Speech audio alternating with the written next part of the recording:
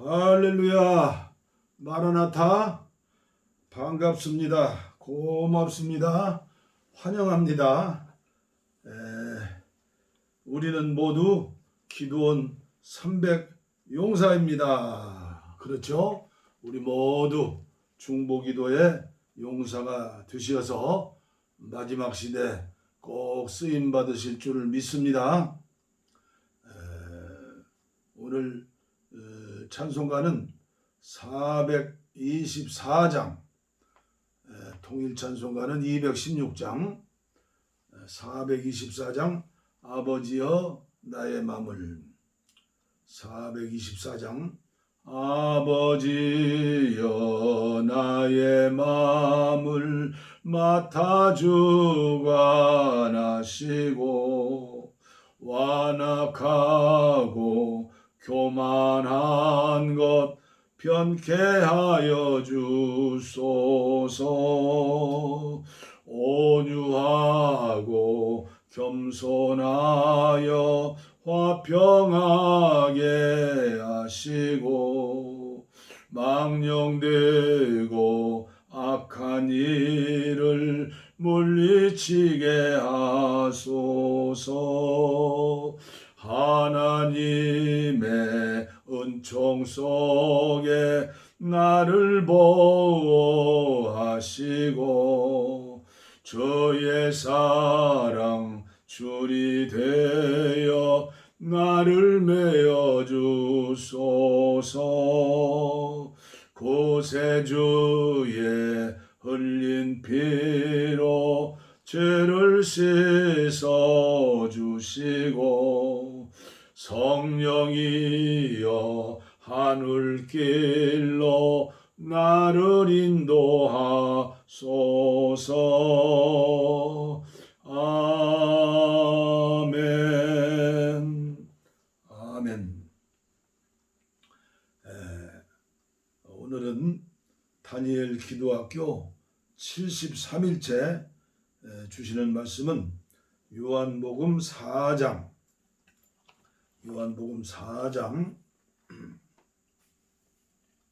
13절 말씀입니다.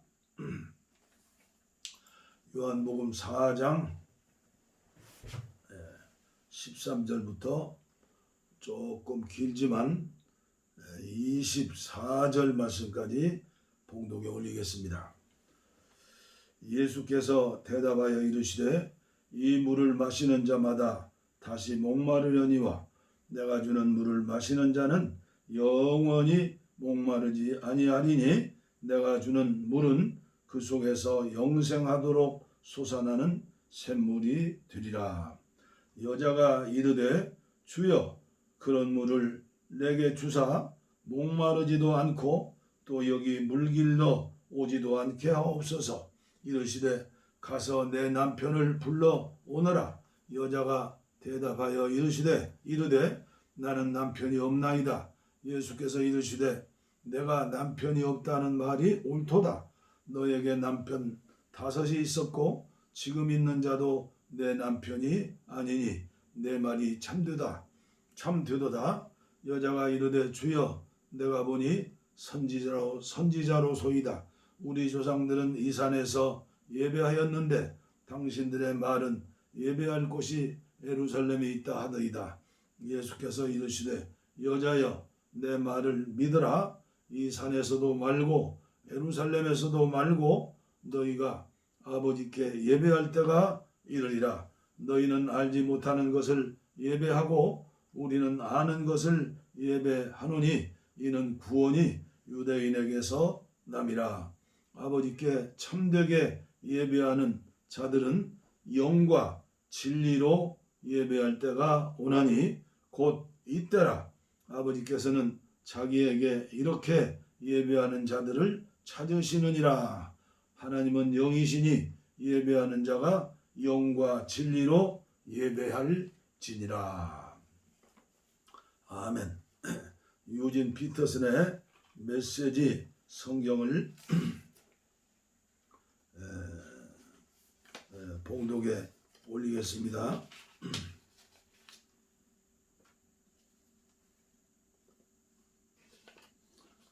예수께서 말씀하셨다. 이 물을 마시는 사람은 누구나 다시 목마를 것이다. 그러나 내가 주는 물을 마시는 사람은 다시는 목마르지 않을 것이다. 내가 주는 물은 그 사람 속에서 솟구쳐 오르는 영원한 생명의 샘이 될 것이다. 여자가 말했다. 선생님, 내게 그 물을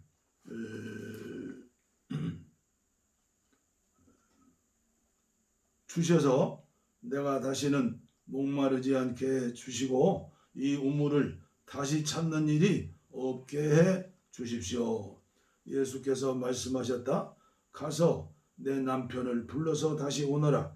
나는 남편이 없습니다 하고 여자가 대답했다. 남편이 없다고 한 내 말이 맞다. 너는 남편이 5이나 있었고 지금 함께 사는 남자도 내 남편이 아니다. 그러니 내 말이 맞다. 이제 보니 선생님은 예언자이십니다. 그렇다면 이것을 좀 말해 주십시오. 우리 조상들은 이 산에서 하나님께 예배드렸습니다. 하지만 선생님 같은 유대인들은 예루살렘이 유일한 예배 장소라고 주장합니다. 그렇지요? 여자여, 내 말을 믿어라.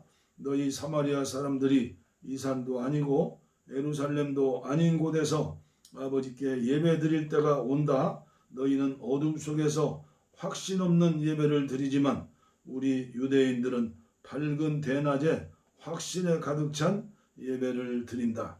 하나님이 구원의 길은 유대인들을 통해 열린다.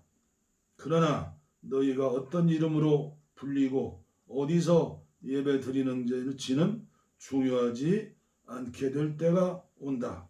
사실은 그때가 이미 왔다. 사실은 그때가 이미 왔다. 하나님 앞에서 중요한 것은 너희가 어떤 사람이며 어떻게 사느냐 하는 것이다. 너희가 드리는 예배는 너희 영으로 진리를 추구하는 예배여야 한다. 아버지께서는 바로 그런 사람, 곧 그분 앞에 단순하고 정직하게 있는 모습 그대로 예배드리는 사람을 찾으신다. 하나님은 순전한 존재 그 자체 곧 영이시다. 그러므로 하나님께 예배드리는 사람은 자신의 존재와 자신의 영과 자신의 참된 마음으로 예배드려야 한다. 여자가 말했다. 그것은 잘 모르겠습니다. 메시아가 오신다는 것은 압니다. 그분이 오시면 이 모든 것의 전말을 알게 되겠지요? 예수께서 말씀하셨다. 내가 바로 그다. 너는 더 이상 기다리거나 찾지 않아도 된다. 아멘. 예수님을 만난 뒤에 사마리아 수가성 여인은 전도자로 완전히 변했지요. 오늘은 어제 드린 말씀에 이어 예배에 대하여 말씀을 드릴까 합니다. 사실은 오늘 응답받는 기도에 대하여 말씀을 묵상했습니다. 그러나 어젯밤에 계속해서 마음에 부담이 있었습니다. 꿈속에서도 예배에 대해서 생각하는 그런 꿈을 꿨습니다. 그래서 기도 응답도 중요하지만 기도 응답을 받기 위해서뿐 아니라 하나님 앞에 최고로 영광 드리면서 오늘 하나님의 자녀들이 제일로 중요하게 생각하며 평생 그렇게도 많이 우리는 예배를 드리죠. 그러면 코로나19를 맞이해서 대면 예배냐 비대면 예배냐 여러 가지 의견들이 많이 있습니다. 그리고 코로나19가 끝난 뒤에도 또 이런 논쟁은 많이 있으리라고 생각합니다. 저는 구약시대에 5대 제사가 있죠. 레위기에 그렇게 수많은 짐승들을 잡아 피를 흘리고 번제를 드리고 하나님 앞에 제사 예배 드렸지만 구약의 이스라엘 백성들은 예배에 응답을 받지 못하고 기도에 응답도 받지 못하고 전 세계에 유리방황하는 불쌍한 그런 민족이 되었으며 겨우 한 가지 한 일이 있다면 예수 그리스도를 그 땅에 나게 하셔서 예수님을 십자가에 죽임으로 말미암아 하나님의 모략, 하나님의 지혜로운 그 십자가죠. 마귀는 예수님을 죽이면 끝난다고 알았지만 하나님의 지혜는 예수님이 십자가에 죽으심으로 인류를 구원하시는 생명의 역사가 일어났지요. 그래서 오늘 우리들이 드리는 예배와 또 구약의 5대 제사를 또 비교하고 또 예배에 대해서 우리가 깊이 공부하고 연구하고 예배를 참 예배를 드리는 그런 예배하는 하나님의 사람들이 되어야 할 텐데 짧은 시간에 제가 다 말씀드릴 수 없고 제가 받은 은혜를 여러분들에게 나누기를 바랍니다. 그래서 오늘은 특별한 강사님을 모시게 된 것입니다. 오늘 한국교회 젊은이들에게 뜻이 있는 성도들에게 가장 존경받는 목사님 중에 탑이라고 할까요? 이재철 목사님. 제가 존경하는 목사님이죠. 일면식도 대면한 시간은 없었지만 늘 그분의 말씀을 통해서 깊은 은혜를 받죠. 그래서 특별히 이재철 목사님이 부흥에 가셔서 전하셨던 예배에 대해서 제가 오늘 여러분들과 함께 세 번째 듣는 말씀이 되겠습니다. 저도 볼펜으로 메모하면서 말씀을 듣겠습니다. 여러분들도 정말 깊이 있는 어느 면에서 예배에 대해서 가장 짧은 시간에 가장 완벽하게 전해주시는 이재철 목사님 같은 분들이 한국교회에 은퇴 목사로라도 계시는 것이 얼마나 감사한 일인지 모르겠죠. 오늘 우리 함께 이재철 목사님의 들려주시는 그 예배에 대해서 은혜 받으시길 바랍니다. 30여 년에 걸친 목회 생활에서 은퇴했습니다. 그리고 1년여 동안 국내외 여러 교회에서 예배 드리는 기회를 가졌습니다. 어느 나라, 어느 지방 한인교회를 가든지 만나는 교우님들을 뵈면서 저는 큰 감동을 받습니다. 전 세계에서 한인 그리스도인들만큼 열심을 가진 그리스도인들은 어디에도 없습니다. 새벽부터 예배당에 나가서 기도할 뿐만 아니라 교회 건축을 위해서 집 문서를 교회에 제출하는 교인들, 다른 나라에서 찾아보기 어렵습니다. 오늘 이 밤에도 금요일 밤인데 여러분 일주일 동안 삶의 터전에서 얼마나 수고 많이 하셨습니까?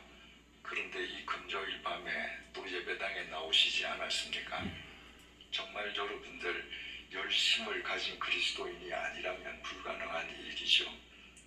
그런데 어느 곳을 가든 만나는 그리스도인들의 열심을 확인하는 그 감동과 반비례해서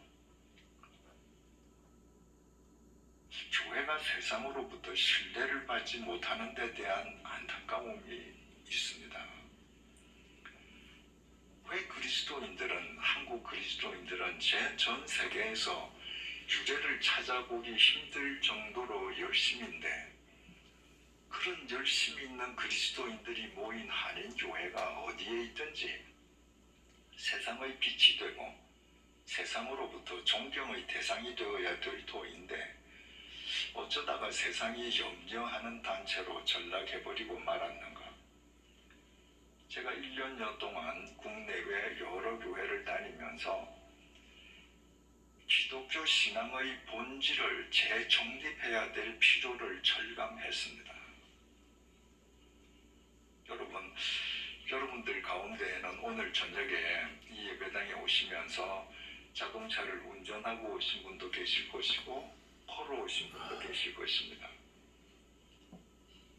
여러분 예배당을 찾아오셨죠? 어떻게 운전을 하고 이 예배당을 오셨죠? 처음 오시는 분들은 내비게이션을 켜서 내비게이션이 지시하는 대로 따르면 이 교회에 오게 되어 있습니다. 자동차를 모을 경우에. 그런데 내비게이션 없이 오신 분들은 어떻게 오셨습니까? 아시는 거예요. 저 사거리에서 신호등에서 오른쪽 신호를 받고 우회전하고 가다가 무슨 건물 생기면 거기에서 좌회전하고 거기서 또 한 100m 가다가 또 무슨 약국 나오면 거기서 우회전하고 여러분들 머릿속에 여러분들 댁에서 이 예배당까지 오는 모든 거리의 표지판이 다 입력이 되어 있습니다. 걸어오는 분들도 마찬가지예요. 내가 걸어가다가 저기 전신주 나오면 좌회전하고 좌회전해서 쭉 가다가 아파트 나오면 우회전하고 여러분은 의식하지 않았지만 그러나 그 표지판이 여러분들 뇌리속에 입력이 되어 있기 때문에 그 표지를 따라서 오신 것입니다. 자, 이제 이렇게 한번 생각해 보십시다. 우리가 지금 예배드리고 있는 이 순간에 천지가 개벽이 일어났습니다. 이 주위에 있던 건물들, 집들 지금 싹 다 없어졌습니다. 허허벌판이 됐습니다. 그럴 때 여러분들이 집을 찾아갈 수 있을까요? 못 찾아갑니다. 왜? 여러분들에게 입력되어 있는 표지판이 없어져 버렸기 때문에. 그리스도인에게 그리스도인으로서 이 세상을 바르게 살아가게 할 표지판, 이정표가 바로 예배, 기도, 성경입니다. 그런데 한인 그리스도인들의 열심은 세계에서 유래를 찾아보기 힘들 정도로 깊은데 그분들이 모여서 이룬 교회가 세상의 신뢰를 받고 있지 못하다면 이 표지판이 잘못된 것 아닌가? 여러분은 지금 예배라는 표지판을 따라왔는데 기도라는 표지판을 통해서 길을 걸어왔는데 말씀이라는 표지판을 보고 지금 따라왔는데 그 표지판이 잘못 설정되어 있는 것 아닌가? 그러면 여러분의 열심과는 상관없이 결과적으로 가보니까 그리스도인이 있어야 될 곳이 아닌 것이죠. 세상으로부터 신뢰받는 곳이 아닌 것입니다. 그래서 예배가 뭔가, 기도가 뭔가, 우리가 말씀을 쫓는다고 할 때 어떻게 쫓아야 하는가? 기독교 신앙의 가장 기본적이고 본질적인 것에 대한 재정립을 사흘 동안 함께 해보고자 합니다. 오늘은 예배에 대해서 생각을 해보겠습니다. 여러분들께 먼저 3가지 질문을 드려보겠습니다. 여러분들은 주일마다 왜 예배당에 나와서 예배를 드립니까? 목사님에게 눈도장 찍기 위함입니까? 아니면 예배 안 드리면 뭔가 찝찝해서 일종의 면죄부를 받기 위함입니까? 그것도 아니라면 예배당에 가서 앉아서 1시간 내내 졸더라도 주일날 1시간은 예배당에 갔다 와야 복을 받는다는 생각 때문입니까? 2번째 질문입니다. 여러분들에게 예배라는 것은 구체적으로 무엇입니까? 함께 찬양 부르고 목사님 설교 듣고 헌금하는 것, 그 종교 행위 그것 자체가 예배입니까? 만약에 그 행위 그 자체가 예배라면 여러분들 주일날 예배당에 나올 필요 뭐 있습니까? 집에 편안하게 앉아서 유튜브로 예배드리면 되죠. 미국에 그런 TV 교회 얼마나 많습니까? 집에 앉아서 예배 드리는 교인들이에요. 그리고 온라인으로 헌금 보내요. 이제 머지않아서 한국에서도 분명히 그런 교회가 우후죽순처럼 생겨날 겁니다. 세 번째 질문입니다. 여러분들이 매주일 드리는 예배, 주일 예배만 드린다고 해도 1년에 51번 드리지 않습니까? 그러면 여러분 평생도록 드린 예배 수를 내가 40년 믿었다 하면 40년 곱하기 51 한번 해보세요. 얼마나 예배를 많이 드렸는지.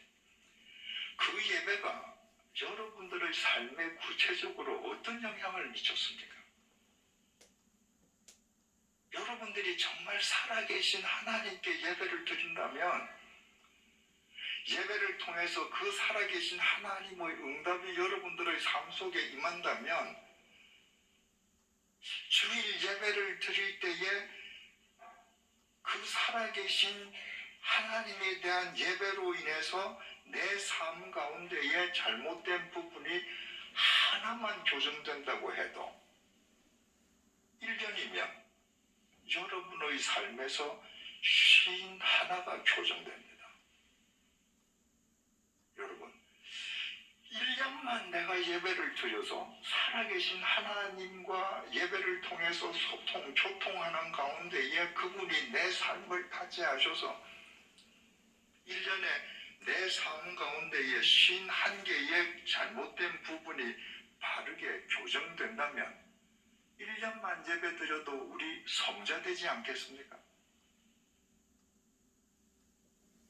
여러분들 그렇게 살고 있습니까? 여러분들 예배가 그렇습니까? 여러분들 평생 드린 예배가 여러분들에게 무슨 영향을 그동안 주어왔습니까?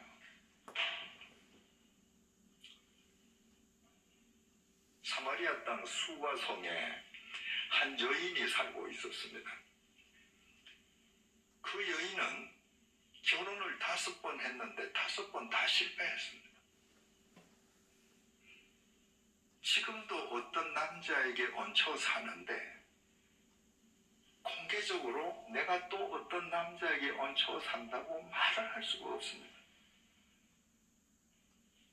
여러분 요즘도 그러리라고 생각됩니다만은 2000년 전 그 율법주의에 젖어 있던 유대인들, 사마리아 사람들, 그들의 도덕관념, 윤리관념으로 따지자면 이 여자는 인간 이하의 존재입니다. 결혼 5번 실패하고 지금도 어떤 남자에게 얹혀 산다. 그리고도 나가서 떳떳하게 내 삶을 공개하지 못한다. 기가 막힌 사람이죠. 그런데 이 여인은 기가 막힌 웅덩이에 빠진 것과 같은 인생을 살기 때문에 예배에 관심이 많았습니다. 하나님께 진짜 예배를 드리고 싶은 거예요.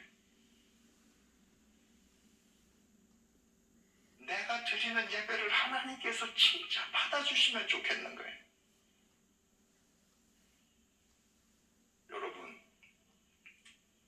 여러분 가운데에 혹 지금 기막힌 웅덩이에 빠져 계신 분이 있습니까? 지금이야말로 하나님 앞에서 예배를 회복할 때입니다. 하나님 앞에서 그 예배를 소생되게끔 해주시기 위해서 하나님께서 지금 은혜 베푸시는 거예요. 그래서 그리스도인에게 있어서는 모든 것이 합력해서 선으로 귀결되는 겁니다. 이 기막힌 인생 웅덩이에 빠진 여인이 어느 날 우물가에서 예수님을 만났습니다. 메시아를 만난 거죠. 그 여인은 예수님을 만나고 나서 이야기를 하다가 나중에 메시아인 줄 알았습니다. 지금 본문 속에서는 메시아인 줄 모르고 지금 대화를 나누는 거예요. 단지 보는 순간에 유대인이라는 건 알았습니다. 그래서 그 마음속에 품고 있던 질문을 던졌습니다. 20절입니다. 우리 조상들은 이 산에서 예배하였는데 당신들의 말은 예배할 곳이 예루살렘에 있다 하도이다. 솔로몬이 죽고 난 다음에 그 아들 르호보암이 왕이 되지 않습니까? 그런데 지혜롭지 못한 왕이었습니다. 그래서 르호보암 시대에 하나의 왕국이었던 이스라엘이 분열이 되지 않습니까? 여로보암이라는 사람이 이 왕국을 찢어서 북왕국을 만듭니다.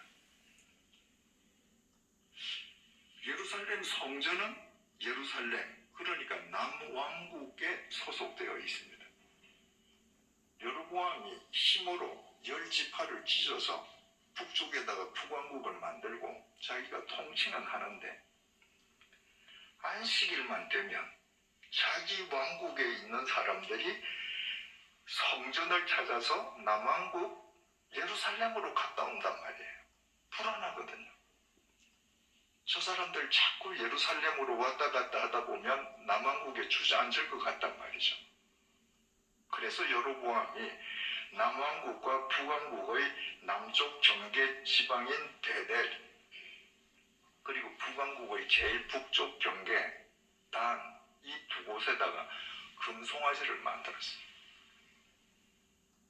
그리고 그 금송아지가 하나님이라는 거예요. 우리 많이 보던 장면이죠. 이스라엘 백성이 출애굽한 뒤에 모세가 하나님의 계명을 받으러 시내산에 올라갔다가 내려오지 않으니까 아론이 그 민중이 요구하는 대로 금으로 송아지를 만들어 놓고 이분이 우리를 애굽에서 인도하여 내신 엘로힘이다. 매일 이분을 위해서 우리 여호와의 절기를 공포하자. 여로보암이 그 흉내 내는 거예요. 항상 인간들은 하나님을 믿는다고 하면서도 네 하나님 믿고 황금 얻는다. 그럼 옳고 그르고를 떠나서 좋아하거든.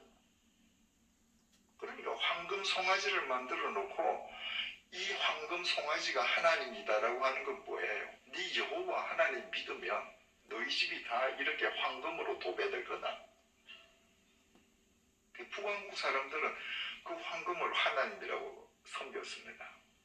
세월이 흐르고 난 뒤에는 북왕국 사람들은 사마리아, 북왕국 수도 사마리아에 있는 그림신산, 그 그림신산에서만 예배를 드려야 이거 진짜다. 예루살렘에서 예배 드리는 거 저건 짝퉁이야. 그리고 백성들을 이제 묶어두는 겁니다. 그러니까 세월이 흘러가면서 북왕국 사람들은 그림신산에서 예배를 드리면서 저 남왕국 저 사람들 예루살렘에서 드리는 예배 저거 가짜야. 남왕국 사람들은 예루살렘 성전에서 예배 드리면서 이 예루살렘 성전은 이거 하나님 명령으로 이거 다 솔로몬이 지었는데 여기서 예배 드려야 진짜지. 저 그림신산에서 예배 드리는 거 저 다 가짜야. 서로 자기네들 예배가 진짜라고 서로들 우긴 거예요.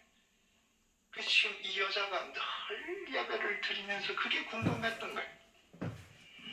내가 그림신산에서 예배를 드리는데 이게 진짠가 가짠가 예루살렘을 가야 되는가. 그래서 예수님을 만나서 물은 거예요. 그랬더니 예수님께서 21절에서 이렇게 대답하십니다. 여러분들 잘 들어보십시오. 예수께서 이르시되 여자여 내 말을 믿으라. 이 산에서도 말고 예루살렘에서도 말고 너희가 아버지께 예배할 때가 이르리라. 여러분 이게 무슨 말입니까? 너희들 지금 그림신산에서 예배를 드려야 진짜 예배야. 아니야. 예루살렘에서 예배를 드려야 진짜 예배야. 너희들이 예배 장소를 우상시하는 바람에 정작 하나님 아버지를 잊어버렸지. 아버지 이외에 예배에 절대시하는 것, 그게 무엇이든 그건 아버지한테 예배하는 거 아니야. 그림신산이 진짜라고 주장하는 사람이든 예루살렘이 진짜라고 주장하는 사람이든 아무리 경건하게 예배를 드려서도 그건 아버지한테 드린 게 아니에요. 예배를 드리는 데에 가장 중요한 건 지금 이 예배를 아버지께 드리느냐 아니냐, 그게 가장 중요한 거예요. 22절입니다. 너희는 알지 못하는 것을 예배하고 우리는 아는 것을 예배하노니 이는 구원이 유대인에게서 남이라. 너희는 알지 못하는 것을 예배한다. 여로보암이 왕국을 쪼개고 나서 처음에는 이제 금송아지를 하나님이라 그러지 않았습니까? 그러다가는 이제 세월이 흐른 뒤에 그림신산에서만 예배 드려야 이게 진짜 예배다 그러면서 이 사람들이 구약 성경 가운데에 모세오경, 창출, 내, 민신 이 5권만 하나님의 말씀으로 받아들이고 나머지는 다 버렸습니다. 왜 그랬을까요? 선지서를 보면 선지서에 메시아는 다윗의 후손으로 온다고 선지자들이 몇 번 얘기하잖아요. 그 성경 그대로 두면 여로보암 자기네들 계열이 짝퉁이라는 게 표가 나잖아요. 자기네들이 짝퉁이라는 그 정체성이 들통날까봐 성경을 토막을 내어서 앞부분 창세기와 출애굽해서 가나안 땅 요단강까지 갈 때까지 그 5권만 성경이다. 그 다음에는 잘라버리고 버렸으니까 사마리아 사람들은 그 뒤에 역사서가 있는지 선지서가 있는지 하나님 말씀도 모르고 예배드려 온 거예요. 그러니까 하나님 말씀을 네가 알지 못하고 예배드리면 너는 알지 못하고 예배하는 거하고 똑같은 거야.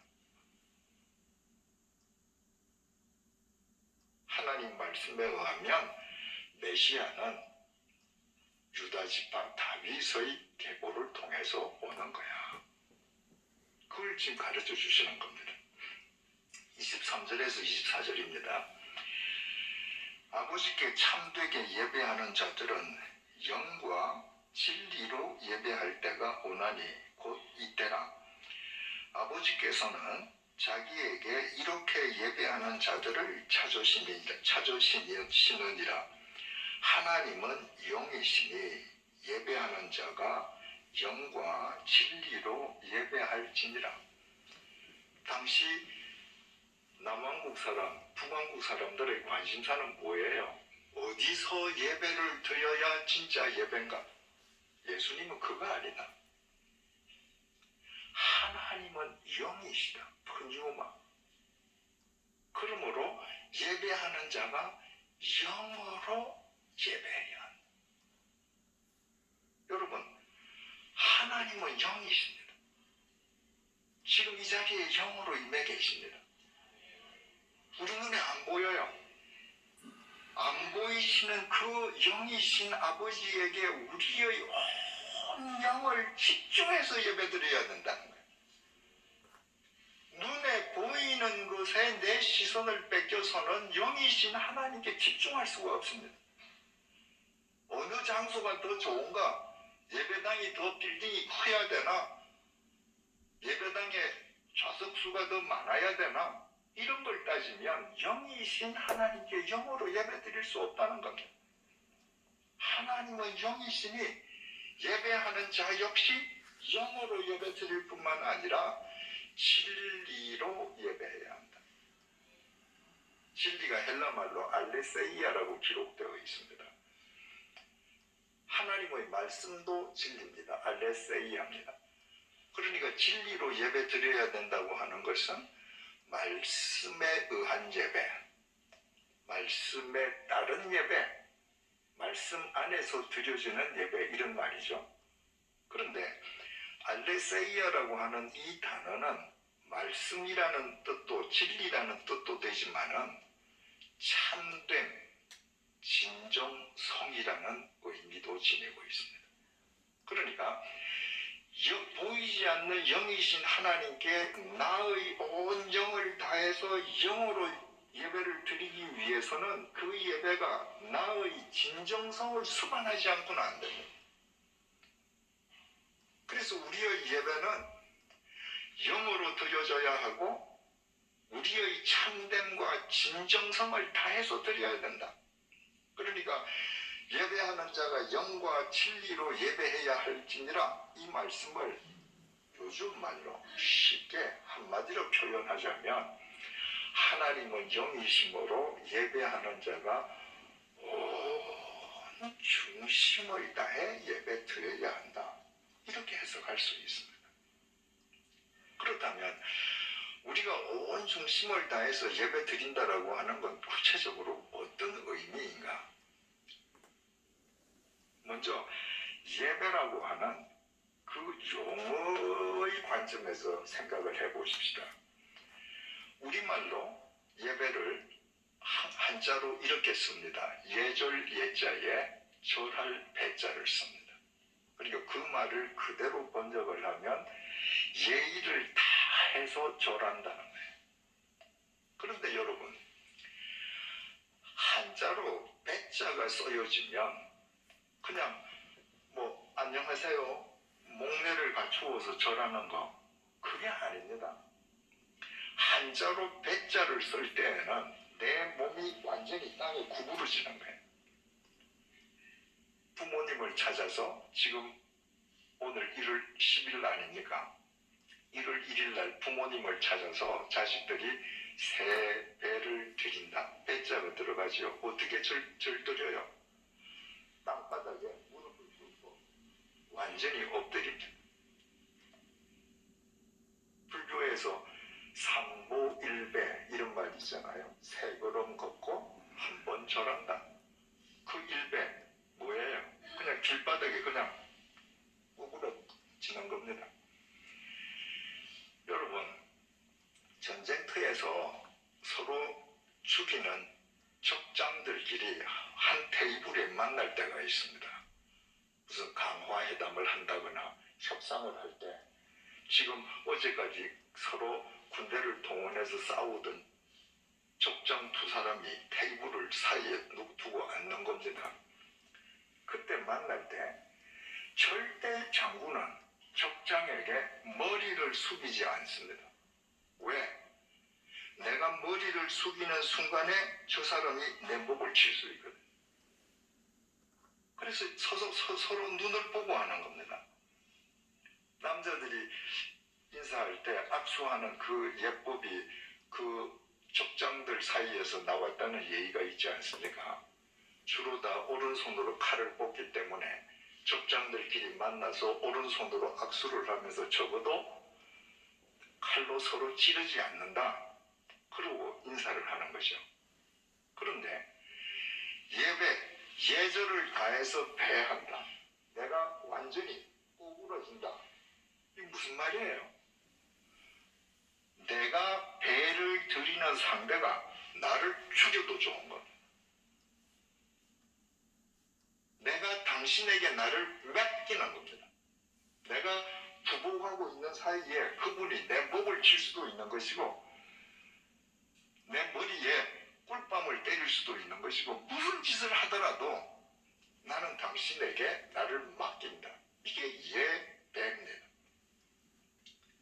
히브리 말로 예배를 가리키는 단어가 두 개가 있습니다. 첫 번째는 아바드라는 동사입니다. 이 아바드라고 하는 것은 우리말로 번역하면 섬긴다, 이 말이에요. 그런데 여러분, 우리 그리스도인들은 섬긴다는 말 굉장히 잘하잖아요. 뭐 교회 사회학적 조사가 자기 부서에서 아이들 케어하는 것도 아이들 섬긴다 이렇게 얘기하잖아요. 그런데 이 아바드라고 하는 것은 노예가 주인을 섬기는 겁니다.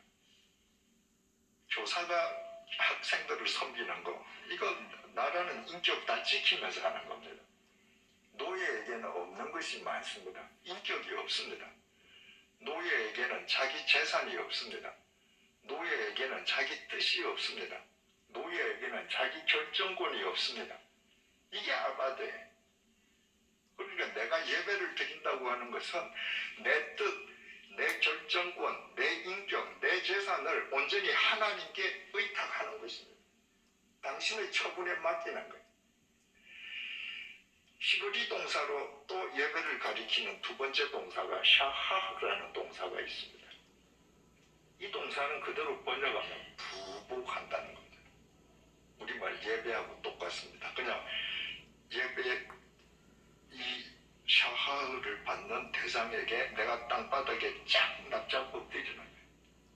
그러니까 히브리어 동사 이 두 동사의 모든 뜻은 그 예배드리는 대상을 향해서 자발적으로 나를 포기하는 것, 자발적으로 나를 의탁하는 겁니다. 그 손에 맡기는 거예요.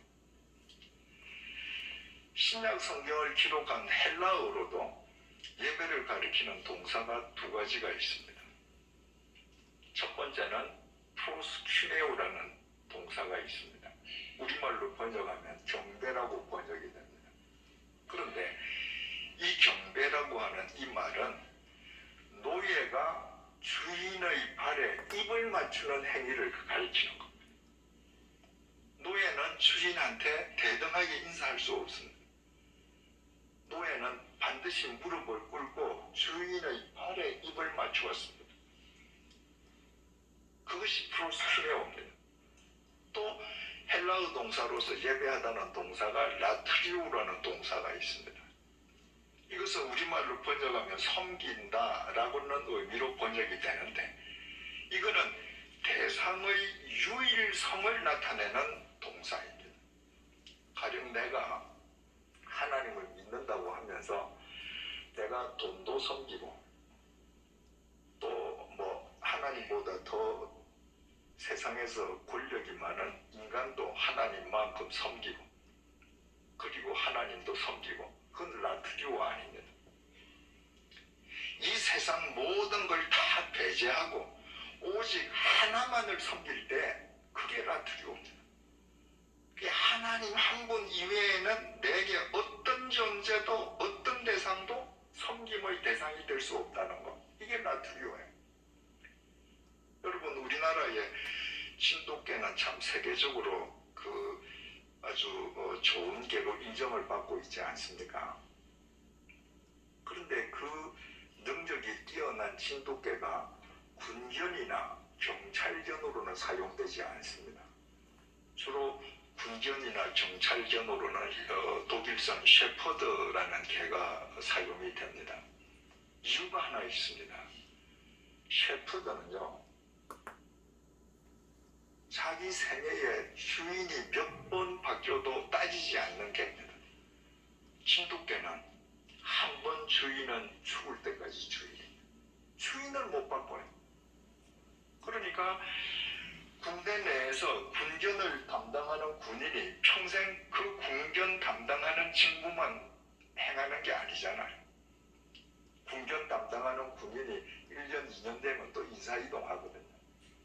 그때 새 조교가 오면 신도께는 그 주인 명령을 안 받는 겁니다. 간 주인을 어떻게든 찾으려고 그럽니다. 그게 라트리오입니다.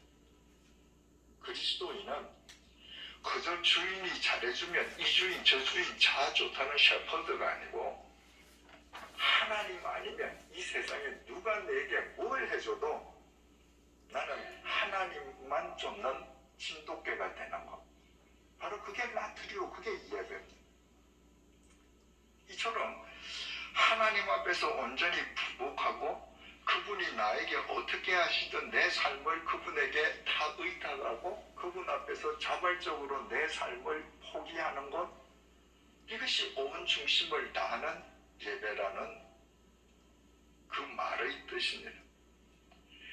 구약 성경 가운데 레위기가 제사의 책입니다. 요즘 말로 하면 예배의 책이죠. 그러니까 제사의 형태는 바뀌었을 뿐 그 제사드리던 그 예배의 정신은 지금 우리가 그대로 계승해야 되는 것이거든요. 그 레위기에는 5가지 제사 예배가 나옵니다. 첫 번째가 번제라는 제사입니다. 번제는 제물로 바쳐지는 그 제물의 머리 끝에서부터 발끝까지 안과 밖을 전부 다 하나님 앞에서 죄를 만들어서 태워서 없애버리는 겁니다. 그게 하나님에게 나를 완전히 의탁하는 것입니다. 예배는 하나님에 대한 나의 완전 의탁인 것이죠. 두 번째가 소제입니다. 소제는 헌신과 충성을 위한 제사입니다. 그런데 그 헌신과 충성을 위한 제사 소제에는 곡물로 드려지는데 이 곡물을 반드시 고운 가루로 빻아야 됩니다. 거기에 조그만 덩어리가 있어도 안 됩니다. 전부 미세 분말로 빻아야 됩니다. 내가 하나님 앞에 헌신한다. 내가 하나님께 충성한다. 그건 여러분 자기 가치를 구현하는 게 아닙니다. 자아를 실현하는 것이 아닙니다. 교회에서 봉사를 많이 하는 사람들 가운데에서 분란이 일어나는 이유가 전부 자아 실현을 하려고 하기 때문에 그렇습니다. 봉사는 하나님 아버지 앞에서 내가 분말 가루로 바뀌는 겁니다. 그러니까 봉사는 그야말로 헌신이어야 하는 겁니다. 희생이어야 하는 겁니다. 그 소재에 절대 넣어서는 안 될 것이 있습니다. 누룩과 꿀입니다.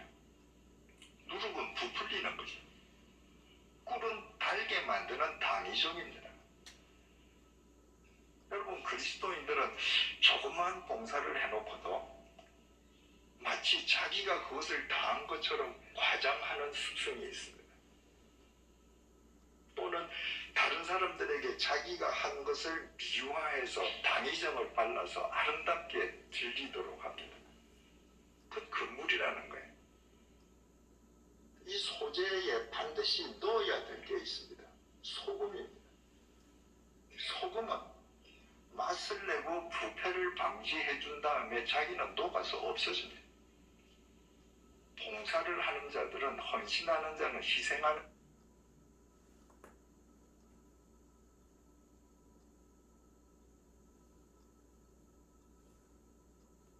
자는 자기가 없어져 버려야 돼. 이것이 어떻게 가능한가? 소제라는 예배를 통해서 가능해지는 겁니다.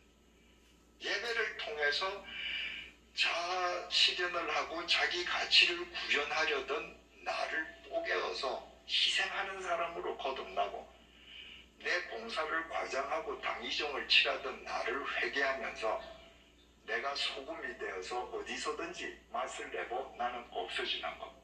예배를 통해서 가능해지는 겁니다. 세 번째가 속죄제입니다. 내가 죄를 범한 것을 내가 모르고 있다가 그것이 죄라고 하는 것을 인식하는 순간에 속죄함을 받기 위해서 주님 앞에 예배를 드리는 것입니다. 이 속죄제에 대해서는 조금 이따 다시 말씀드리겠습니다. 네 번째는 속건제입니다. 속건제는 다른 사람에게 입힌 물질적 피해를 보상하기 위한 제사입니다. 한국 그리스도인들이 대사회적으로 가장 잘못하는 것 중에 하나가 남에게 금전적인 불이한 방법으로 남에게 금전적인 피해를 입히고 나서 하나님께 기도하고 자기 혼자 용서받았다는 거예요. 성경은 그렇게 가르치지 않습니다.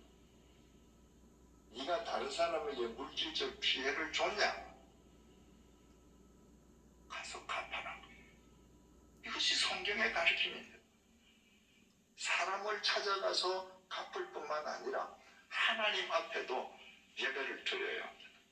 그 예배를 통해서 내가 그때 내가 나쁜 심보로 그 사람에게 내가 물질적으로 큰 피해를 줘서 줬구나 깨닫고 내가 월요일날 찾아가서 그 사람 손을 잡고 형제요, 내가 그때 당신에게 이런 피해를 줬는데 내가 좀 형편이 안 돼서 다는 안 되지만 이거라도 일단 좀 받아주시게. 이것이 그리스도인의 삶이 되어야 한다는 것입니다. 마지막 제사가 화목제입니다. 화목제라고 하는 것은 일종의 잔치 제사, 페스티벌 제사입니다. 이 화목제는 세 가지 목적으로 드려졌는데요. 첫 번째는 감사, 내가 감사할 일이 있을 때 드리는 제사. 두 번째, 내가 무엇을 서원할 때 드리는 제사, 서원제. 세 번째로 낙헌제, 그저 주님을 생각만 해도 좋아서 드리는 거예요. 그런데 이 화목제는 다른 제사와 다른 특징이 있습니다. 다른 모든 제사는 번제처럼 제물을 완전히 제로 만들든가 아니면 제물의 일부를 태우고는 나머지 제물은 제사장에게 바쳐야 합니다. 그럼 제사장이 하나님을 대신해서 그 제물을 먹어주는 겁니다. 그런데 화목제사만은 제물을 가운데에서 기름은 다 버리고, 기름은 추려서 하나님 앞에서 불태워서 없애고, 그리고 제물의 앞가슴살 그리고 오른쪽 뒷다리 살만 제사장에게 바치고 나머지 제물은 제사를 드리는 사람이 먹어야 되는 겁니다. 이웃들하고. 그러니까 잔치제사죠. 화목제죠. 그런데 화목제를 제사를 드리는데 감사의 목적으로 드린 제사면 하루 만에 그 제물을 다 먹어야 됩니다.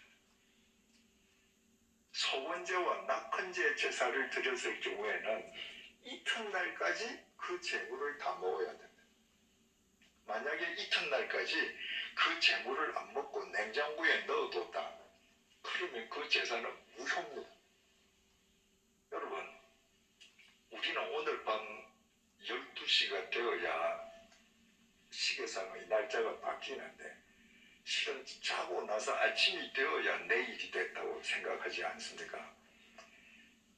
유대인들은 말입니다, 저녁에 해가 서쪽으로 치면 날짜가 바뀌는 겁니다. 그게 새날이에요. 그러니까 내가 감사제로 지금 하나님 앞에 화목 제사를 드렸는데 오후 3시쯤 제사를 드렸다고 합시다. 그러면 팔레스타인은 해가 빨리 지거든요. 한 5시 반에 해가 진다고 하면 그날 당일 내로 제물을 다 먹어야 되니까 내가 3시에 제사를 드렸다. 그럼 5시 반까지 2시간 반 동안에 그 제물 고기를 다 먹어야 됩니다. 가령 소 한 마리를 화목제물로 바쳤다. 그러면 소 한 마리가 일반적으로 700kg에서 800kg가 나간답니다. 그러면 껍질을 다 벗기고 기름을 다 태우고 그리고 앞가슴살하고 오른쪽 뒷다리를 제사장한테 주고 나도 살코기 남는 고기가 한 300kg가 남는답니다. 600근이 남아요. 600근을 내가 오늘 낮에 감사제를 드렸는데 오후 5시 반에 해가 질 때까지 이거 다 먹어야 되는 거예요. 내가 만약에 소원제나 낙헌제를 했으면 내일 오후 5시 반까지 이거 다 먹어야 돼. 어디 천하장사가 혼자서 몇 시간 만에 소고기를 300kg, 600근을 먹겠습니까? 그거 다 먹고 하나님 앞에서 그 화목제사가 유효하게끔 되기 위해서는 내 주위에 있는 사람 가운데에서 내가 미워하는 사람도 와서 그 제물을 먹어줘야 되는 겁니다. 그 사람 도움 없이는 화목제사가 유효해질 수 없는 것입니다. 그래서 화목제를 드린 사람은 하나님 앞에서 이 제사가 유효하도록 남아있는 소고기 한 300kg을 동네 사람을 다 부릅니다. 그리고 평소에 자기가 안 익곱게 보던 사람도 오라고 해서 그 사람이 고기를 먹어주면 마음속으로 하나님하고 화목한다는 것은 저 사람하고 화목하는 것이구나 깨닫는 것이죠. 그래서 정말 화목제사, 잔치제사가 되는 것입니다. 그러니까 하나님의 영이시니 영과 진리로 예배할지니라. 온 중심을 다해서 예배하라. 온 중심을 다해서 예배하는 예배는 여러분들이 주일 예배 시간에 이 예배당 안에서 온 중심을 다해서 예배를 드린다면 그 예배 시간에 번제, 소제, 속제제, 속건제, 화목제가 5가지 제사가 한데 어우러져서 여러분의 삶에 임팩트를 줘야 되는 거예요. 그것이 온 중심을 다하는 예배입니다. 그런 예배를 드릴 때 그 예배가 여러분들의 삶을 변화시키지 않겠습니까? 지금까지 말씀드린 것은 총론이에요. 온 중심을 다해 드리는 예배가 무엇인가? 총론이 중요하다면 총론이 중요한 만큼 그 총론을 구체화시키는 강론이 중요합니다. 우리 한국 그리스도인들에게 있어서 가장 약한 부분이 강론입니다. 이웃 사랑하자. 여러분들 다 아시죠? 근데 구체적으로 이웃을 어떻게 사랑해야 합니까? 어떤 경우까지 사랑해야 합니까? 강론이 없습니다. 우리가 온 중심을 내 예배를 드린다라고 할 때 이 예배를 드리는 강론은 구체적으로 어떻게 해야 되는가? 제사의 책인 레위기 1장에서 번제의 경우를 우리 한번 보십시다. 구약 성경 146페이지 레위기 1장 1절에서 9절 말씀.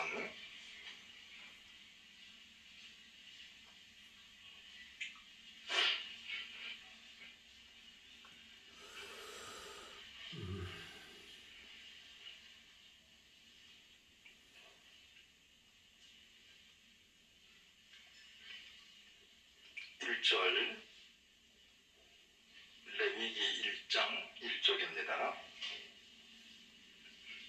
구약 성경 146페이지입니다.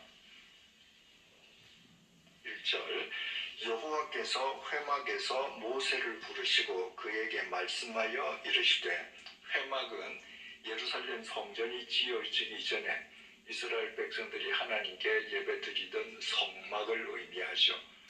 그게 하나님과 인간이 만나는 곳이라고 해서 회막, 만날 회자, 텐트, 막자, 거룩할 성자를 써서 성막이라고도 했습니다. 2절 이스라엘 자손에게 말하여 이르라.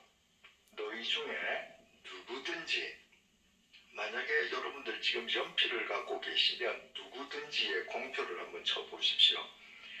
너희 중에 누구든지 여호와께 예물을 드리려거든 가축 중에서 소나 양으로 예물을 드릴지니라. 지금 번제에 대해서 설명하는 이 레위기 1장 1절부터 9절까지의 주어는 누구든지 하나님께 제사를 드리려고 하는 누구든지 바로 그 사람이 주어입니다. 자, 3절을 보겠습니다. 그 예물이 소의 번제이면 우리 성경에는 주어가 빠져 있습니다. 히브리어 성경에는 주어가 기록되어 있습니다. 영어 성경에도 기록이 되어 있습니다. 그는 이렇게 되어 있습니다. 그러니까 여러분들 연필로 3절 거기에다가 화살표해서 그는이라고 쓰시고 공표해 두시면 됩니다. 그는이 누구겠습니까? 제사 드리는 사람인 거예요. 제사 드리는 그 사람은 그 예물이 소의 번제이면 흠 없는 수컷으로 회막문에서 여호와 앞에 기쁘게 받으시도록 드릴지니라. 여러분, 이스라엘 백성들이 하나님께 제물을 바쳐 드릴 때 그 재물의 의미가 뭐예요? 그냥 하나님이 가축을 좋아하시고 짐승을 좋아하셔서 짐승을 바치는 겁니까? 아니죠. 나를 바치는 거잖아요. 나 대신에 재물을 바치는 거예요. 그런데 3절 그는 그 예물이 소의 번제이면 흠 없는 수컷으로 흠 없는 여러분 공표 쳐두십시오. 내가 나를 대신해서 하나님께 제물을 바치는데 흠이 없는 제물이어야 한다. 그럼 무슨 의미가 되겠습니까? 제사를 드리기 전에 이 제물을 지금 하나님 앞에 나를 대신해서 바치는데 이 제물에 흠이 있는가 흠이 없는가 살피는 준비 과정이 필요하죠. 여러분, 준비 과정이 전제되지 않는 예배는 영과 진리의 예배가 될 수가 없습니다. 예배가 중요한 만큼 그 예배가 예배되게끔 하기 위한 그 전 준비 단계는 더 중요합니다. 여러분들 주일 예배를 드리러 오실 때에 어떻게 준비된 과정을 통해서 예배를 드리러 오십니까?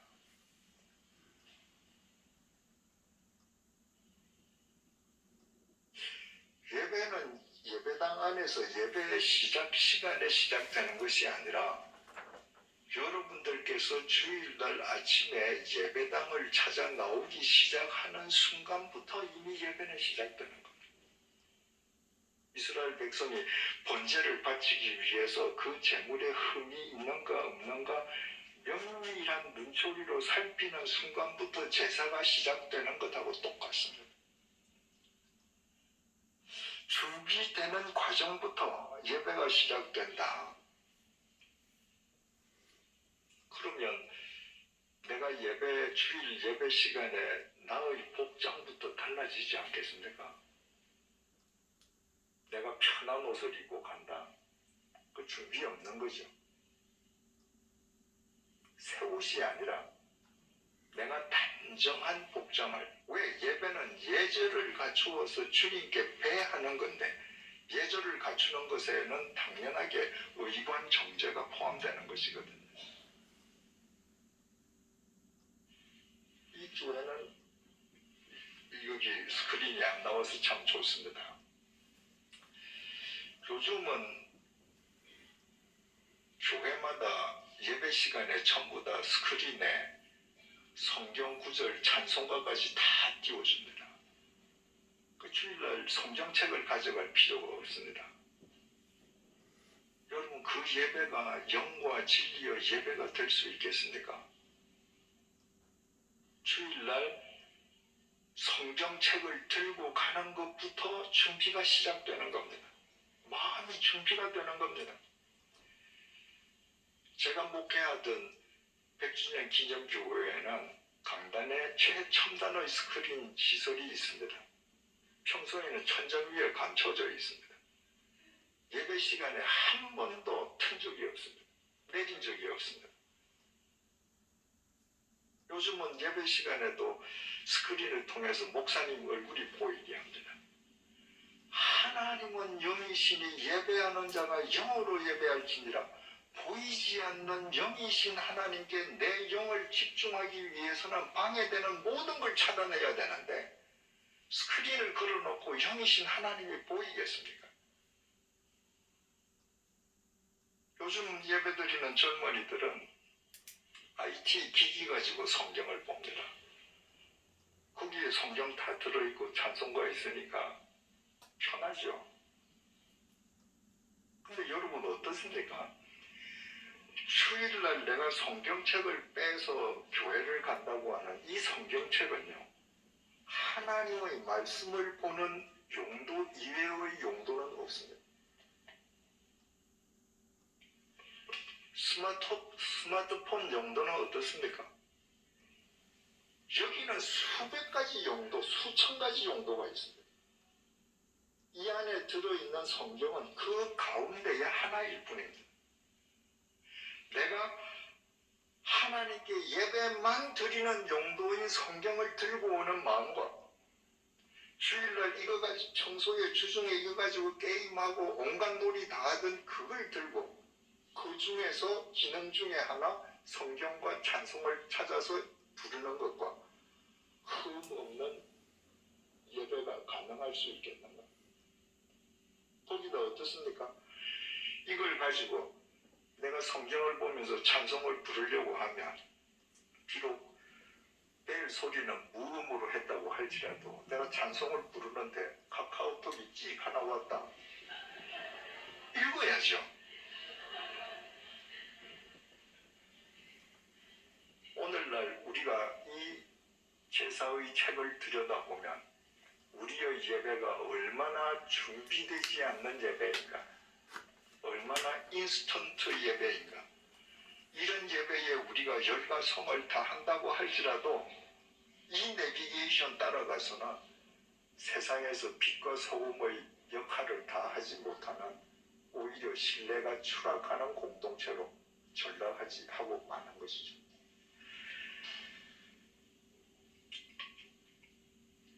3절 한번 다시 보십시다. 그 예물이 소의 번제이면 흠 없는 수컷으로 회막문에서 여호와 앞에 기쁘게 받으시도록 드릴지니라. 제물을 바치는데 그냥 회막 앞 제단 앞에 바치는 이게 아닙니다. 여호와 앞에. 여호와 앞에가 히브리 말로 파님이라고 기록되어 있습니다. 이 파님을 그대로 번역하면요, 여호와의 면전에 이 말입니다. 여러분, 하나님은 보이시지 않는 영이십니다. 근데 영이신 하나님께서 우리가 예배를 드릴 때 당신의 얼굴을 우리에게 내미시고 우리를 보고 계십니다. 그 하나님의 면전과 눈을 맞추는 것이 예배입니다. 그 영이신 하나님에게 내 영의 눈을 맞추려고 하는 나의 중심이 동원되지 않고는 참된 예배가 될 수 없는 것이죠. 제가 목회하던 100주년 기념교회는 주일 4번을 예배를 드렸습니다. 일부 예배 7시 반에 시작해서 사부 예배 오후 4시에 하면 이제 5시간 넘어서 주일 예배가 끝나는 것이죠. 주일 4번을 설교를 하면 제가 토요일까지 다 설교 준비를 하고 일부 예배 시간에 교인들한테 설교를 하지 않습니까? 그러면 제가 책상에 앉아서 원고를 정리할 때와 교우님들의 눈을 보면서 제가 설교를 전달할 때와 다르거든요. 그러면 1부 예배가 끝나고 나면 제가 2부 예배가 시작될 때까지 제 방에 앉아서 이 단어는 이 단어로 교체하면 더 좋겠다. 제가 단어가 필요한, 수정이 필요한 단어가 있으면 교체를 합니다. 바꿉니다. 2부 예배 끝나면 또 그런 것을 느낄 때가 있습니다. 그리고 단어를 또 바꾸죠. 3부 예배 끝나고 나면 또 그렇습니다. 그러면 제가 설교하는 설교 원고상 가장 퍼펙트한 원고는 4부 예배 설교입니다. 왜? 토요일 밤까지 준비하고 주일날 예배 드리면서 3번을 리바이스 할 거거든요. 그런데 제가 주일날 4번을 예배를 드리면서 예배를 드릴 때 어느 예배에 가장 성령님께서 찬찬하게 인격적으로 역사하시는가? 매번 1부 예배 때는. 여러분, 목사의 설교가 원고상으로 퍼펙트하다고 성령께서 역사하시는 건 아닙니다. 왜 일부 시간에 성령께서 가장 강하게 인격적으로 찬찬히 그러나 강하게 역사하시는가? 창세기 1장 2절 보면 하나님의 영은 수면 위에 운행하시니라 이렇게 되어 있잖아요. 그 운행하시다는 게 날개치다 이 말이거든요. 일부 예를 드릴 때마다 저는 늘 그 창세기 1장 2절 생각이 나요. 성령님께서 날개를 치면서 교인들을 이렇게 어루만져 주시는 것 같은 것을 제가 늘 느낍니다. 왜? 백기년 기념교회는 서울 도심지에 있지 않습니다. 서울 저 끝에 있습니다. 그런데 각 지역에서 교회를 찾아오는데 일부 예배에 오기 위해서는 집에서 새벽까지 떠나야 됩니다. 특히 성가대원들 7시 반 예배에 서기 위해서 6시 반 이전에 교회에 도착해야 돼요. 그러면 집이 먼 사람은 5시 반에 집에서 출발해야 되잖아요. 여성인 경우에는 4시 반에 일어나서 화장해야 되잖아요. 일부는 다 그런 사람들입니다. 일부는 다 파님, 하나님의 면전을 의식하는 사람들입니다. 그러니까 성령께서 더 역사를 크게 해주시는 것이죠. 여러분이 이번 주일부터 예배를 드릴 때마다 비록 눈에 보이는 것은 설교자의 얼굴이라 할지라도 그 얼굴 너머에서 여러분들과 눈을 맞추시기 원하시는 여호와의 면전과 여러분들이 얼굴을 맞출 때 그 예배가 여러분의 영을 소생시키는 것입니다. 3절을 제가 다시 읽겠습니다. 그 예물이 소의 번제이면 흠 없는 수컷으로 회막문에서 여호와 앞에 기쁘게 받으시도록 드릴지니라. 제물을 바치는데 누가 기쁘게 받으라는 거예요? 하나님이 기쁘게 받으라는 겁니다. 여러분, 오늘날 우리 개신교 예배는 어떻습니까? 대표 기도자가 기도할 때 정말 그 기도를 하나님이 들으시라고 기도를 합니까? 아니면 회중들 듣기 좋아라고 기도합니까? 성가대가 그렇게 시간을 내어서 열심을 내어서 준비해서 찬양을 할 때 하나님을 기쁘시게 하기 위함입니까? 아니면 사람들에게 들려주기 위함입니까? 어느 날 이혜인 수녀님하고 이야기할 기회가 있어서 그분에게 물었습니다.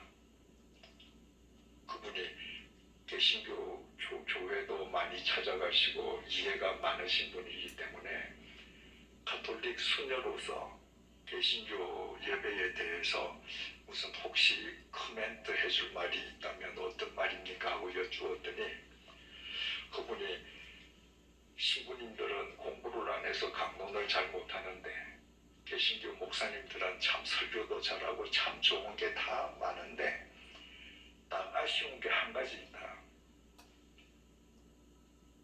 개신교 교회 예배당에 가서 예배 드릴 때 성가대가 찬양할 때 자기는 한 번도 은혜를 받아본 적이 없다. 개신교 교회의 찬양대의 찬양은 큰 교회고 유명한 교회 찬양대원들일수록 저 찬양이 과연 하나님께 드리는 찬양인가? 아니면 사람들 앞에서 자기네들의 기량을 뽐내는 찬양인가? 늘 질문이 든다는 거예요. 저는 그분의 그 말이 무슨 말인지 이해할 수 있습니다. 그분은 부산 광안리 베네딕토 수녀원에 있는데 그 수녀원 미사에 제가 참여했던 적이 있습니다. 그리고 저는 가톨릭 성당에서 여러 번 미사에 참여했습니다. 가톨릭은 성가대를 할 때 절대 소리 지르지 못하도록 교육을 받습니다. 하나님께만 올려드리는 소리거든. 그래서 개신교의 성가대 지휘자나 이런 분들은 성당에 가서 가톨릭이 드리는 미사의 그 찬양을 한번 저는 다 들어보시기를 권합니다. 거기는 앉으면 저분들은 정말 자기 영을 다해서 하나님께 지금 올려드리구나 알 수 있습니다. 오늘 성가대 잘못했다는 얘기 아닙니다. 잘 알렸습니다. 일반적인 한국교회 얘기를 드린 겁니다. 우리의 모든 예배는 하나님 기쁘시게 하기 위함인 것입니다. 4절을 다시 봅니다. 그는, 여기는 주어가 나왔죠. 번제물의 머리에 안수할지니 그를 위하여 기쁘게 받으심이 되어 그를 위하여 속죄가 될 것이라. 제사가 제일 먼저 뭐부터 시작하는가? 제사자가 제물의 머리 위에 안수하는 것으로부터 시작합니다. 여러분, 아까도 말씀드렸듯이 그 제물은 곧 나를 대신해서 바치는 거잖아요. 그 제물이 나지 않습니까? 그러니까 제물의 머리에 안수한다는 것은 죄의 전가입니다. 내 죄를 이 제물에 전가시키는 거예요. 제사를 드리는 자가 반드시 제물의 머리에 손을 얹고 먼저 기도하는 겁니다. 하나님, 내가 이런 죄를 지었습니다. 죄의 싹은 사망이어서 내가 죽어야 하는데 나를 대신해서 이 제물을 하나님께 바쳐드립니다. 이 제물을 받으시고 나를 용서해 주십시오. 그때 하나님께서 그 제물을 기쁘게 받으신다는 겁니다. 여러분, 우리가 예배를 왜 드립니까? 우리가 의인이기 때문에 우리를 뽐내기 위해서 예배 드리는 거 결코 아닙니다. 우리가 죄인이기 때문에 예배 드리는 것입니다. 주님께서는 의인을 찾으러 오신 것이 아니라 죄인을 찾으러 오셨습니다. 그리고 우리는 여전히 죄인이지만 당신의 보혈로 우리를 의롭다고 인정해 주셨습니다. 우리는 그냥 죄인이에요. 근데 당신의 보혈로 우리를 가리셔서 의롭다고 인정해 주신 것입니다. 그래서 내가 죄인인 것을 내가 깨달을 때 나를 의롭다고 인정해 주시는 그 주님에게 대한 예배가 살아있을 수 있습니다. 내가 죄인이라는 사실을 내가 망각할 때 나의 잘됨을 드러내기 위해서 나의 의로운 행위를 과시하기 위해서 예배를 드리게 되는데 그것은 예배가 아닌 것이죠. 5절 다시 봅니다. 그는 예배 드리는 제사하는 사람이죠. 여호와 앞에서 그 수송아지를 잡을 것이요. 제사 드리는 사람이 그 제물을 잡아라. 이거는 손으로 꽉 잡아라 이 말이 아닙니다. 히브리어 샤하트는 목을 쳐서 죽이라는 것입니다. 여러분, 나중에는 어떻게 변화되었을지라도 주님께서 제사의 책인 레위기를 통해서 1장부터 번제를 가르쳐 주실 때에는 제사 드리는 자가 제물의 목을 쳐라. 우리는 지금까지 어떻게 생각했습니까? 옛날 구약시대에 짐승으로 제사를 드리던 사람들은 제사장에게 제물을 갖다 주기만 하면 제사장이 제물 목을 치고 다 죽이고 잡고 제사 드리는 사람은 옆에서 그저 구경만 하면 되는 걸로 알았습니다. 그거 아닙니다. 하나님께서는 제사 드리는 자, 네가 제물의 목을 칼로 쳐라. 제사 드리는 자가 어떤 심정으로 치겠습니까? 하나님, 내가 죽어야 하는데 내 대신 이 제물이 주님 앞에서 죽습니다. 내가 죽습니다. 그리고 치는 거예요. 5절, 그는 여호와 앞에서 그 수송아지를 잡을 것이요 아론의 자손 제사장들은 그 피를 가져다가 회막 문 앞 제단 사방에 뿌릴 것이며. 그러면 제사장은 옆에서 제사 드리는 사람이 제물의 목을 치는 것을 확인한 다음에 그 피를 받아다가 제단 사막에 피를 뿌려주는 역할을 제사장이 합니다. 어떤 심정으로 하겠습니까? 하나님, 무게가 지금 죽었습니다. 짐승이 죽은 거 아니죠. 이 제물은 누구를 대신해서 하나님 앞에 바치는 제물입니다. 지금 아무개가 죽었습니다. 저 사람 죄를 용서해 주소서. 이러고 지금 피를 뿌리는 겁니다. 6절, 그는 또 제사 드리는 사람이죠. 그 그 번제물의 가죽을 벗기고 각을 뜰 것이요. 제사장이 해주는 거 아닙니다. 전부 제사 드리는 사람이 그 제물의 껍데기 가죽을 다 벗겨요. 우리가 얼마나 많은 가면을 쓰고 살아갑니까? 하나님 앞에서 예배 드릴 때에 우리의 모든 가면을 다 벗어야 합니다. 하나님께서 우리를 지으실 때 진흙으로 지지 않으셨습니까? 우리에게 뭐가 있었습니까? 하나님 앞에서 우리는 진흙으로 지음받을 때부터 벌거숭이에 예배 드릴 때 우리는 하나님 앞에서 벌거숭이가 되어야 합니다. 그런 심정으로 지금 가죽을 벗기는 거예요. 제사 드리는 사람. 그리고 그 살코기가 나오면 그냥 뭐 한 근, 두 근 이렇게 뜨는 것이 아니라 그것을 얇게 조면서 각을 떠야 합니다. 불의의 도구로 살았던 자기 사지백체를 도구를 뜨면서 하나님 이제부터 주님의 의의 도구로 쓰겠습니다. 그 뜰 때마다 그것이 기도인 것이죠. 그것이 고백입니다. 7절 제사장 아론의 자손들은 제단 위에 불을 붙이고 불 위에 나무를 버려놓고 아론의 자손 제사장들은 그 뜬 각과 머리와 기름을 제단 위의 불 위에 있는 나무에 버려놓을 것이라. 그러면 제사장들은 불을 붙이고 그 불 위에 나무를 버려놓고 바로 제사 드리는 사람들이 뜬 그 각을 뜬 그 점인 고기 그걸 한 점 한 점 다 불 위에 올려주는 겁니다. 여러분 하나님 아무개가 지 사지백체를 이렇게 점여서 각을 떠서 하나님 앞에 바칩니다. 하나님 받아주소서. 9절 그 내장과 정강이를 물로 씻을 것이요. 살코기뿐만 아니라 내장도 다 제사 드리는 사람이 끄어내어서 물로 씻어야 합니다. 온갖 악취가 다 나겠죠. 역겹겠죠. 그 제사 드리는 사람 자기가 바치는 거예요. 자기 죄의 냄새를 자기가 맡는 겁니다. 그리고 그걸 물로 씻는 겁니다. 주님, 내 안과 밥을 이렇게 깨끗하게 정결하게 해주십시오. 그리고 씻습니다. 제사장은 그 전부를 제단 위에서 불살라 번제를 드리지니 이는 화제라 여호와께 향기로운 냄새니라. 그러면 제사장은 그 내장을 또 다 전부 불태워줘요. 그러면 주님께서 그 향기를 흠양하신다. 여기 9절에도 주어 그가 빠져 있는데 헬라어 원전에는 그가 들어 있습니다. 자, 이제 정리를 해보십시다.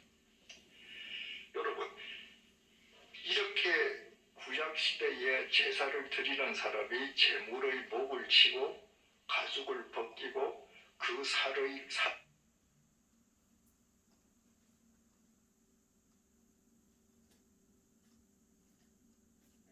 전부 다 각을 떠서 일일이 전부 다 점여내고 그리고 속 내장을 끊어내어서 그걸 다 씻는다. 그 제사를 다 끝내고 지금 집으로 돌아가는 그 사람 겉모습을 여러분 한번 생각해 보십시오. 그 사람 옷에 피가 튀어서 피투성이겠죠. 여러분 짐승 목을 한번 쳐보세요. 피가 사방으로 튀지 않겠습니까? 옷이 다 지금 피투성이가 되었습니다. 그 짐승을 각을 뜨고 내장, 오장육부를 다 씻으려고 하면 그 옷에 온갖 역겨움과 악취가 다 배었겠죠. 그런데 집으로 돌아가는 그 사람의 마음은 새처럼 날아오를 겁니다. 왜? 오늘 내가 죽은 거예요. 내가 하나님 앞에 용서받은 겁니다. 내가 다시 새로운 삶을 시작할 수 있게 된 겁니다. 그러면 그렇게 피투성이가 된 옷과 역겨운 옷으로 제사를 드리고 자기가 죽어서 가는 그 사람이 삶의 현장에 가서 제사 드리기 전과 뭔가 달라지지 않겠습니까? 우리의 예배가 이래야 되는 겁니다. 여러분 성경은 66권으로 되어 있습니다. 페이지수로 따지면 약 1750페이지인가 이렇습니다. 구절수로 따지면 뭐 헤아리기조차 어렵죠.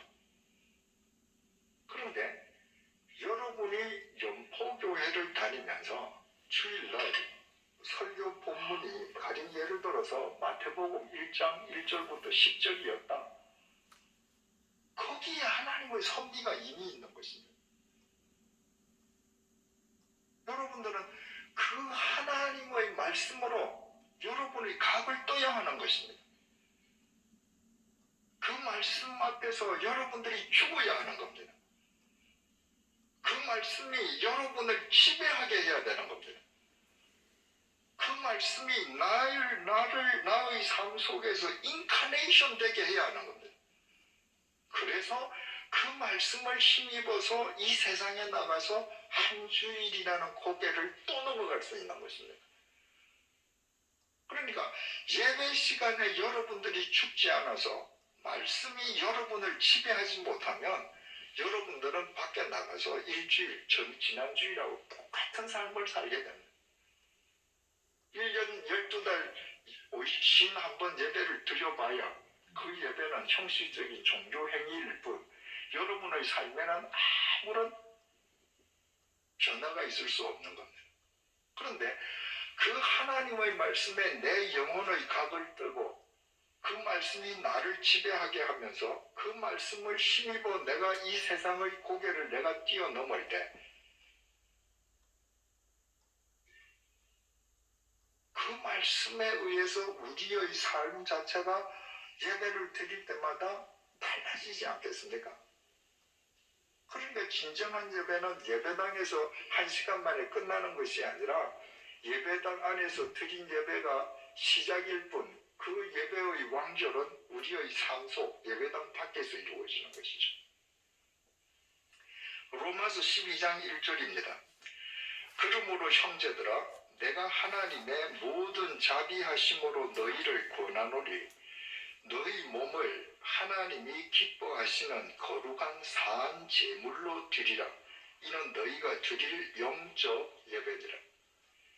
여러분 구약시대에 유대인들이 드린 예배는 나를 대신해서 제물을 바치는데 그 제물은 죽은 제물이에요. 죽여서 바치는 거예요. 다 짐승의 시체입니다. 그런데 바울은 우리의 몸을 하나님께서 기뻐하시는 산 제물로 드려라. 제물인데 죽지 않고 움직이는 제물이에요. 살아있는 제물이에요. 무슨 얘기겠습니까?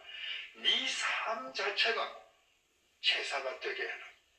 아멘. 그러니까 예배의 생활화, 생활의 예배화가 우리의 예배를 통해서 이루어질 때 이 세상 밖에서 우리의 삶이 산 제물이 되는 것입니다.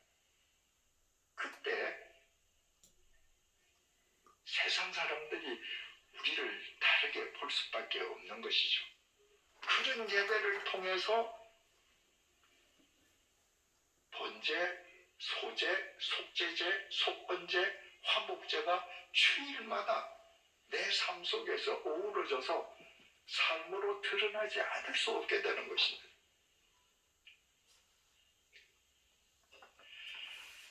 제사장 관점에서 생각을 해보십시다. 제사장은 오늘날의 목사입니다. 구약시대에 제사를 드릴 때 제사 드리는 사람이 제물의 목을 치고 가죽을 벗기고 살을 각을 뜬다고 해서 그 제사 드리는 사람 혼자 하는 게 아닙니다. 제사장이 돕고 리드해줘야 돼. 피를 뿌리면 하나님 앞에 하나님 아무개가 죽었습니다. 이 사람 제 용서해 주십시오. 그 각을 뜰 때 그 하나하나를 젓가락으로 불 위에 올리면서 하나님 아무개가 자기 사지백체를 이렇게 접여서 하나님 앞에 바칩니다. 이제부터 의의 병기가 되게 해주십시오. 오늘날의 목사의 역할은 교인들이 그렇게 살 수 있게끔 하기 위해서 주일날 설교를 통해서 교인들의 영혼의 각을 떠줘야 합니다. 교인들이 듣기 좋은 소리, 재미있어 하는 소리가 설교가 아닙니다. 영혼의 각을 떠줘야 합니다. 히브리서 4장 12절에서 13절입니다. 하나님의 말씀은 살아있고 활력이 있어 좌우에 날선 어떤 검보다도 예리하여 혼과 영과 및 관절과 골수를 찔러 쪼개기까지 하며 또 마음의 생각과 뜻을 판단하나니 지으신 것이 하나도 그 앞에 나타나지 않음이 없고 우리의 결산을 받으실 이의 눈앞에 만물이 벌거벗은 것 같이 드러나느니라. 하나님의 말씀은 우리의 혼, 영, 관절, 골수를 찌르고 마음의 생각과 뜻을 드러나게 하는데 여러분 이 6가지는 전부 눈에 안 보이는 겁니다. 우리가 교회 올 때 다 옷 제대로 입고 경건한 척하고 올 수 있습니다. 근데 눈에 보이지 않는 우리의 혼, 영, 골수, 관절, 우리의 생각, 우리의 뜻을 하나님의 말씀으로 각을 뜨게 해야 합니다. 그 말씀 앞에서 내가 얼마나 추한 죄인인지 죽어야 합니다. 그래서 옛날 제사장이 그랬듯이 하나님, 아무개가 오늘 하나님 앞에서 이렇게 죽었습니다. 각을 뜹니다. 주님께서 새로운 힘을 주시고 의의 변비로 살게 해주십시오. 그것이 오늘날 목사의 역할입니다. 그것이 가능하게끔 하기 위해서는 여러분의 목사님에게 토요일을 전적으로 시간을 보장해줘야 합니다. 한국 교회 모든 교인들은 자기 교회 목사님이 자기들의 영혼을 찔러 쪼개어 주기를 원합니다. 그러면서 토요일 날 온갖 것을 요구 다 합니다. 결혼 주례해야죠. 장례식 치러야죠. 애기 돌 때면 가서 돌잔치 해야죠. 그렇게 해서 설교 준비가 됩니까?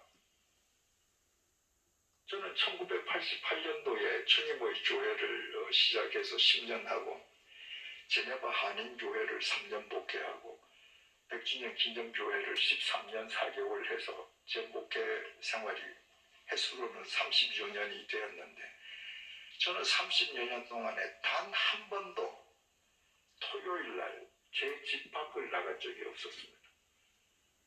저는 금요일 날 퇴근해서 집으로 들어가면 주일 일부 예배 시간에 예배 드리러 현관문을 나갈 때까지 안 나갔습니다.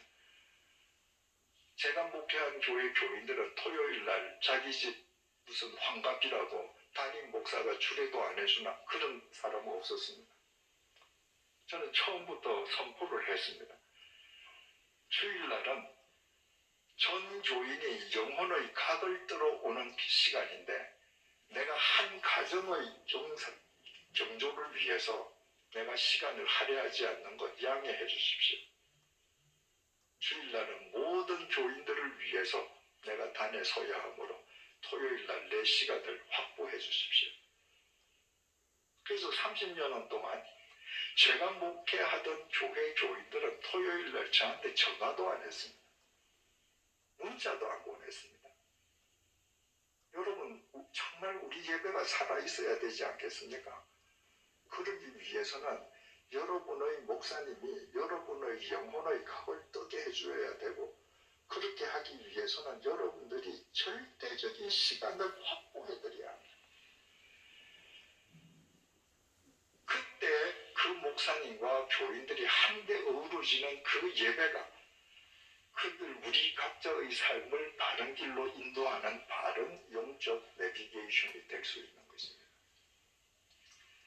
한 가지만 이야기하고 끝내십시다. 바울이 3차 전도 여행을 끝내고 예루살렘을 방문했습니다. 예루살렘 유대인들의 모함으로 로마 진영 내에 있는 감옥에 갇힙니다. 천부장 루시아가 보니까 바울에게 죄가 없거든요. 그런데 바울을 죽이기 전에는 먹지도 마시지도 않겠다고 결심한 사람들이 40명이나 된다는 사실을 알고 한밤중에 루시아가 가이사라에 있는 벨릭스 총독에게 바울을 보냅니다. 그때 그 대제사장들 무리가 말이죠. 바울을 죽이겠다고 모함하고 총독을 찾아와서 재판해달라고 하고 막 그러거든요. 근데 벨릭스 총독도 바울의 무죄를 알지만 2년 동안 그냥 감옥에 그냥 내버려둬요. 총독이 베스도로 바뀌었습니다. 그 2년의 세월이 흐른 거예요. 사도행전 25장 1절에서 3절입니다. 베스도가 부임한 지 3일 후에 가이사랴에서 예루살렘으로 올라가니 대제사장들과 유대인 중 높은 사람들이 바울을 고소할세 베스도의 호의로 바울을 예루살렘으로 옮기기를 청하니 이는 길에 매복하였다가 그를 죽이고자 함이더라. 여러분 2년이 지났습니다. 근데 대제사장 무리가 신임 총독 베스도를 찾아와가지고 또 바울을 모함합니다. 그리고 예루살렘으로 좀 바울을 올려보내다오. 목적은 길에 매복해 있다가 바울을 암살하기 위함입니다. 2년 전에 바울을 죽이려고 모함했던 그 대제사장 무리가 2년이 지났는데도 하나도 안 바뀌었습니다. 여러분 2년 동안이면 이 대제사장 무리가 안식일에 제사 한 번만 드렸더라도 100번 제사를 드렸습니다. 예루살렘 제사 성전에서는 매일 제사가 드려지지 않았습니까? 만약에 이 사람들이 일주일에 2번씩만 제사를 드렸더라면 2년 동안에 200번 예배 드린 겁니다. 그 예배가 이 사람들에게 아무런 영향을 미치지 못했습니다. 종교 행위로 끝나버린 겁니다. 여러분의 경우는 어떻습니까? 오늘이 2020년 1월 10일입니다.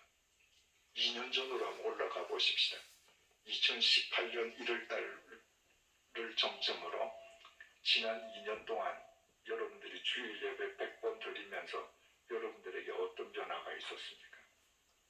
이제 서두의 질문으로 되돌아갑니다. 첫 번째 질문. 우리가 왜 예배 드려야 합니까? 죄인이기 때문입니다. 우리가 죄인임에도 불구하고 십자가 보혈로 우리를 의롭다고 인정해 주신 그분을 찬양하고 그분과 교통하기 위해서 예배 드려야 합니다. 우리에게 예배가 무엇입니까? 하나님의 말씀이 나를 지배하게 하는 것입니다. 그날 그 말씀 앞에서 내가 죽는 것입니다. 그 말씀이 내 삶을 통해서 인카네이션 되게 하는 것입니다. 그래서 그 말씀을 힘입어서 일주일의 고개를 뛰어넘게 하기 위함입니다. 마지막으로 우리의 예배가 우리에게 어떤 영향을 미쳐야 하겠습니까?